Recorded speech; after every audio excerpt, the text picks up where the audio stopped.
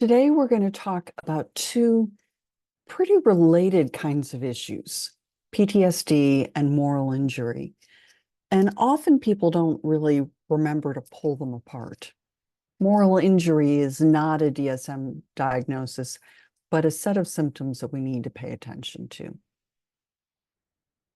So often when we're reading about PTSD, we think about it as a fear or anxiety disorder and don't focus on the other kinds of emotions that may really be, important or central, including anger, feelings of betrayal, guilt, shame, moral injury.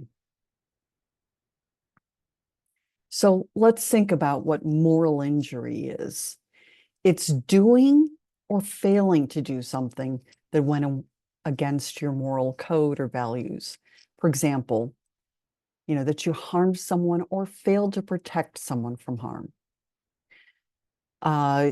It's seeing someone or, people do something or fail to do something that went against moral code or values.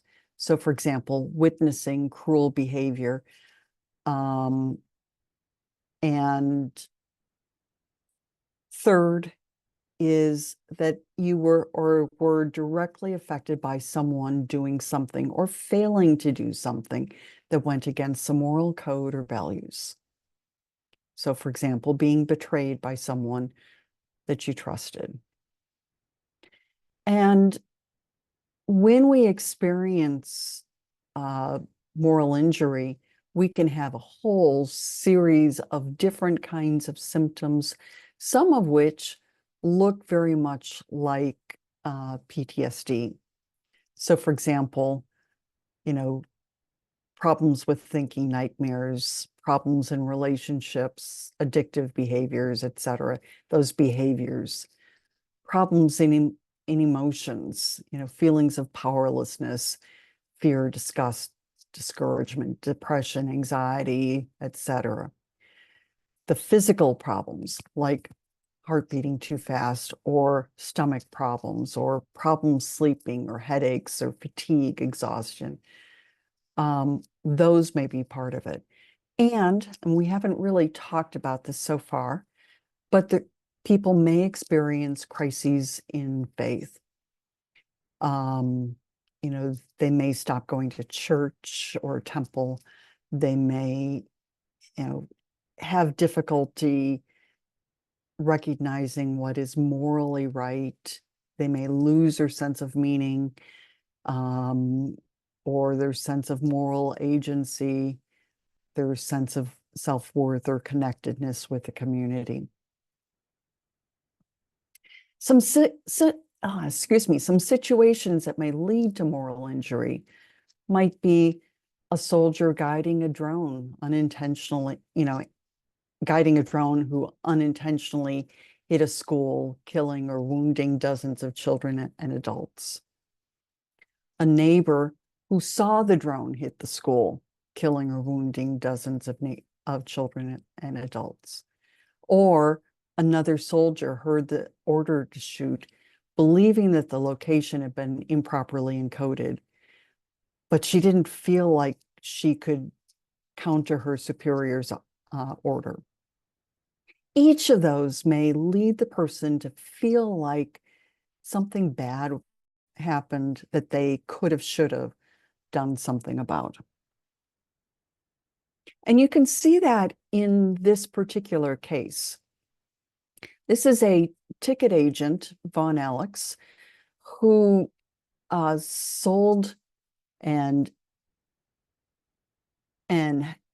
escorted some of the hijackers onto their plane, even though they were running late. So he says, I had this wild thing in my mind that everything that happened on September 11th was my fault personally, that I could have changed it. I felt there was no place for me in the world. There were all these support groups, and I didn't belong there because how do I sit in a room with people that are mourning and crying and they're like, what's your role in the whole thing? Oh, well, I checked in a couple of the hijackers and made sure they got on the flight. Ugh. I might go weeks or months and everything would go along fine. Then there would be something that would trigger it, like checking in somebody who said, my husband got killed on September 11th.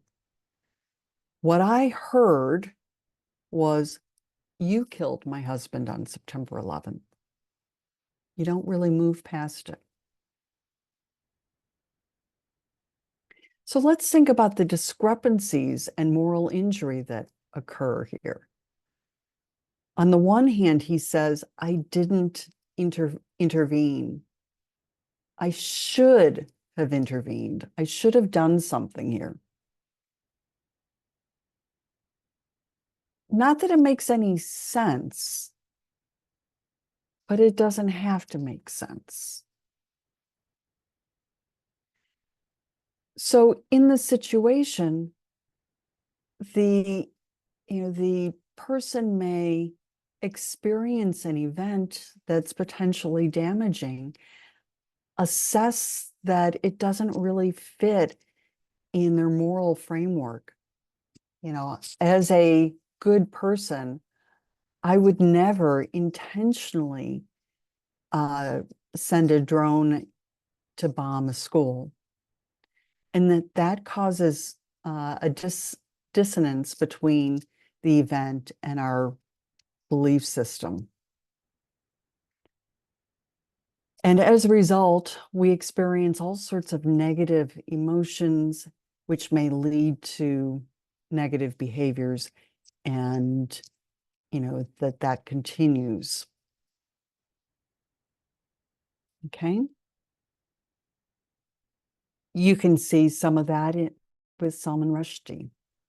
So he was attacked and pretty seriously hurt in that attack.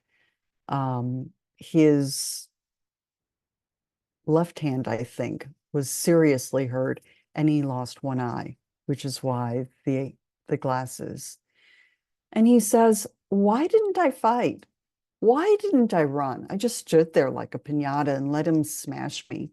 Am I so feeble that I couldn't make the slightest attempt to defend myself? Was I so fatalistic that I was prepared simply to surrender to my murderer? And he knows that this doesn't really make sense. I think he was something like 75 at the time of the attack. It doesn't have to make sense. And, as you're listening to this and other examples, listen to the self-blame and this discrepancy between what he thinks should have happened and what did happen. In this should, he, as a, man in his 70s, should have fought back against this man in his 20s. And that would have made a difference.